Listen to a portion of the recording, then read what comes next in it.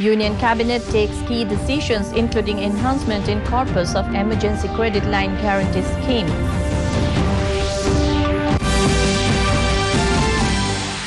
Ninth India-Thailand Joint Commission meeting concludes in Bangkok.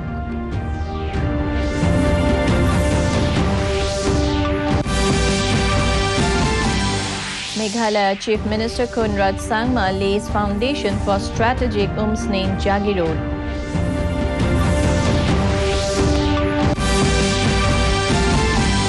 Tripura Chief Minister Dr. Manik Saha inaugurates state's first women-run agri subdivision office.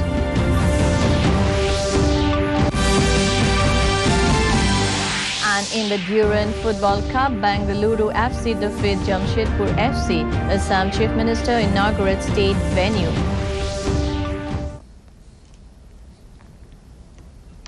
A very good evening, viewers. Welcome to the Northeast News Bulletin. This is Manjui bringing to you the stories in detail.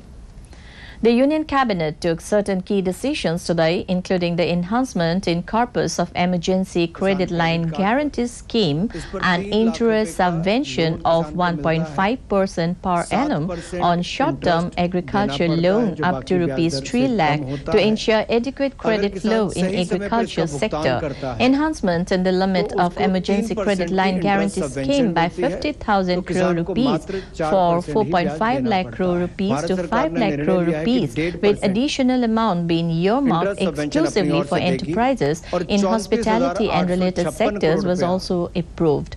Meanwhile, addressing the media, Union Minister Anurag Thakur further informed that the Cabinet has decided to provide access to traditional knowledge digital library to all users with priority to Indian users and subsequently to foreign users in future. The Cabinet also approved the widening access of the traditional knowledge digital library database to users besides patent offices. Line guarantee योजना की सीमा 50,000 करोड़ रुपए और बढ़ाने का मंजूरी दी है। आज भी अगर आप देखें तो सबसे बड़ा प्रभाव किसी सेक्टर के ऊपर दिखता है तो ट्रैवल, टूरिज्म, हॉस्पिटैलिटी पर दिखता है। और भारत सरकार ने मोदी जी के नेतृत्व में निर्णय लिया है कि 50,000 करोड़ रुपए हम इसमें और वृद्धि करेंगे। ECLGS स्कीम को हम 4.5 लाख करोड़ से बढ़ाकर 5 लाख करोड़ कर देंगे और ये 50,000 crore specific travel, tourism, hospitality sector के लिए रहेगा, जो एक बड़ा रोजगार देने का सेक्टर है। और इसके लिए जो एडिशनल हमें अपनी ओर से गारंटी कवर देना पड़ेगा, वो exclusive additional guarantee cover Bharat सरकार देगी लगभग 7,500 करोड़ रुपए का, ताकि 50,000 करोड़ रुपया ट्रैवल ट्रांसपोर्ट सेक्टर को मिल पाए।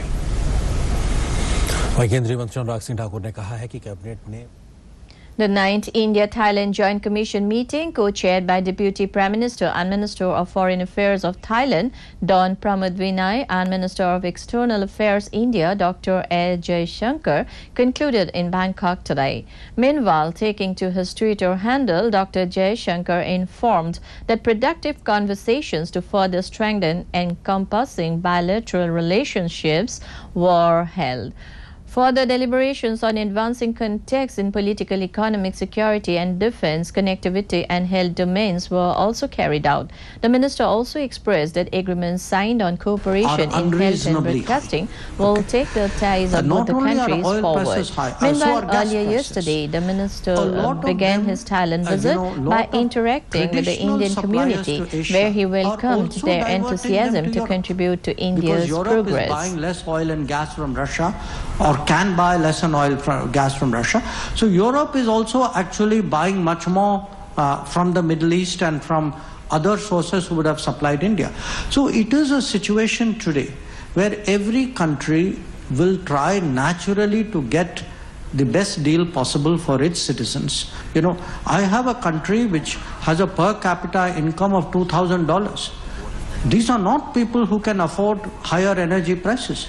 It is my obligation, my moral duty, to actually ensure that I get them the best deal that I can from the world. In Assam, commemorating the Azadi Ka Amrit Mahotsav, the state legislative today held a one-day special session. Chaired by Speaker Biswajit Doimari, the session was participated by members from the ruling as well as the opposition parties.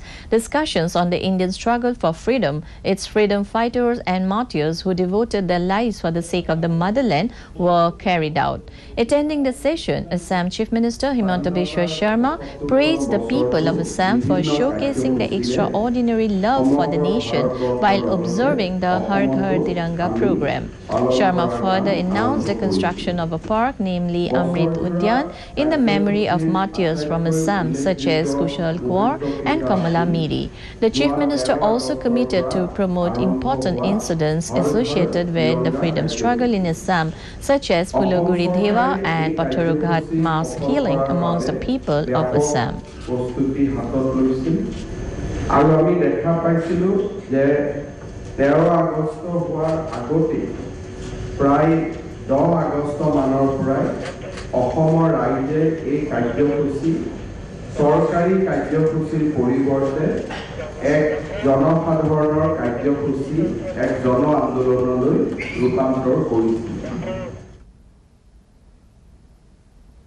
Arunachal Pradesh Governor Dr. B.D. Mishra presented the Governor's citation to the 6th Battalion of the Assam Rifles for their conspicuous proficiency, elan and sagacity in tackling the daunting challenges including countering insurgency issues while creating bonhomie with the people in their area.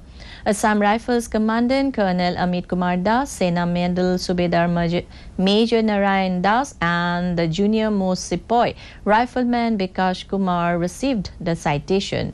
The Governor said that despite being faced with nefarious actions from various underground organizations, the unit has stood firm and kept the insurgents on the run in their area of responsibility. He further appreciated the Commandant and all ranks of the 6th Battalion of the Assam Rifles for their exemplary security role and social work. Meghalaya Chief Minister Konrad Sangma today laid the foundation for the Umsning Road to Jagi Road. The strategic road will now be upgraded under the Meghalaya Integrated Transport Project funded by World Bank at a cost of 83.38 crore rupees. Meanwhile, the Chief Minister further took to his Twitter handle and said that the current government has taken the road less traveled with assignments and issues that no government has dared so far and will continue to do so while serving the people. In Manipur, the representatives of Naga People's Organization (NPO) called on Chief Minister N. Biren Singh today and discussed a range of issues including completion of ongoing infrastructure projects in the hills. The two parties further deliberated on the preparation of this year's Barak festival. Meanwhile, Singh took to his Twitter handle and expressed his gratitude towards the organization for their proactive involvement and support in various developmental activities. He further informed that recently NPO had inspected the Manipur State Transport plot in Dimapur, Nagaland, wherein it was noticed that encroachment has happened to a great extent in this plot. Tripura Chief Minister Dr. Manik Saha inaugurated the state's first fully women-run agricultural subdivision today at Tipania, Udaipur today. The work in this agriculture subdivision office will be operated completely by women. Saha said that the state government is sincere towards empowering women and this stands as one of the best examples. Saha further took to his Twitter handle and informed that the present government has given highest priority to protect the interest of the farmers of the state, while initiatives have been taken to set up agricultural subdivision offices at Julaibari, Puangbari, BC Nagar, Nalchar and Bamutia to provide services to farmers within the current year. In a positive development for Arunachal Pradesh, a two-day regional conference on administrative reforms will be held in the capital city tomorrow. Minister of State for Personnel, Public Grievances and Pensions, Dr. Jitendra Singh, and Chief Minister of Arunachal Pradesh, Pema Khandu, will inaugurate the event. The conference is an effort to bring the government and the citizens closer through various administrative reforms at the center, state and district levels. Dedicated to the northeastern states and eastern states of India, more than 300 delegates from Pan-India are expected to participate in the conference. In the Durand Football Cup, Bengaluru FC defeated Jamshedpur FC by 2-1 at Koshur Bharati Krinangan, Kolkata today, while the other match saw Odisha FC leading against Northeast United FC and at the Indira Gandhi Athletic Stadium in Guwahati. For the first time in the tournament's history, 11 Indian Super League ISL teams will be among 20 others who are playing. This year's tournament is jointly being hosted by West Bengal, Assam and Manipur, changing its single location format to a multi-city format for the first time. Meanwhile, the event at the capital city of Assam was inaugurated today by Chief Minister Himanta Biswa Sharma. The Durand Cup, which started in 1888, is the oldest football tournament in Asia. The Supreme Court has asked the Centre to play a proactive role in matters to hold the Under-17 Women's World Cup in India and facilitate in lifting suspension of the All India Football Federation AIFF by the FIFA. In response, the Centre told the Apex that it has held 2 meetings with the FIFA and that efforts are being made to break some ice on holding the World Cup in India. It may be mentioned that yesterday the International Federation of Association Football FIFA suspended AIFF with immediate effect, citing undue influence from third parties. According to FIFA, the appointment of Committee of Administrators COA is considered as third-party interference. Following suspension, the Centre sought an urgent hearing of the matter in the Supreme Court. Meanwhile, it may be mentioned that the FIFA Under-17 Women's World Cup 2022 is scheduled to take place in India from 11th to 30th October. The football event for the second Nagaland Olympic and Paralympics Games 2022 began today at the Indira Gandhi Stadium, Kohima. Speaking at the inaugural function, Advisor for Youth Resources and Sports, Jali Neka, appreciated the Nagaland Olympic Association for initiating to hold the state's biggest ever sporting event, starting with football as it being the main attraction of the people of the state. He further said that the Olympics symbolizes the unity of athletes coming from each and every corner of the state to showcase their love for the game. Around 4,000 athletes will be participating from all the 16 districts competing in the disciplines of sports, namely archery, athletics, badminton, basketball, boxing, football, lawn tennis, table tennis, taekwondo, shooting, wushu. Earlier, Abu Mehta, Secretary General Nagaland Olympic Association, unfurled the Nagaland Olympic Association flag.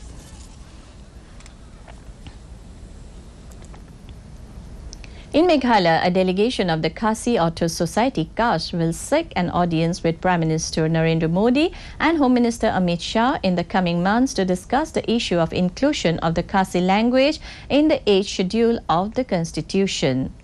Speaking to media persons, President of KAS, Dr. D.R.L. Nonglait, said that they will urge them to move an official bill by the Government of India to recognize Khasi in the 8th schedule of the Constitution. Nonglait said that if the centre takes up an official bill in the Parliament, it is certain that it will become an act. The KAS president said that if the Citizenship Amendment Bill, which was opposed vehemently by the people of the state in particular and the region in general, was passed in Parliament, then for inclusion of Khasi language, there will be no opposition by any political party. National Party. Iba treka Meghalaya but kibomdeiro ngiron kami kini persian lang jombaro. But kaba concern kalong. To end the news, the main points once again.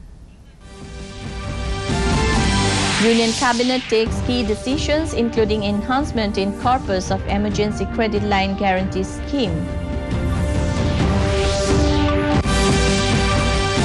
9th India-Thailand Joint Commission meeting concludes in Bangkok.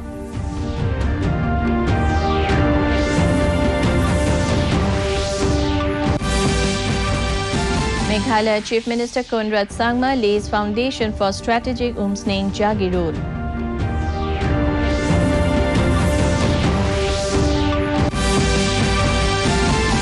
Tripura Chief Minister Dr. Manik Saha inaugurates state's first women-run Agri subdivision office.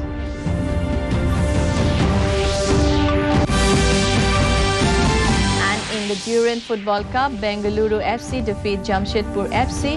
Assam Chief Minister inaugurates state venue.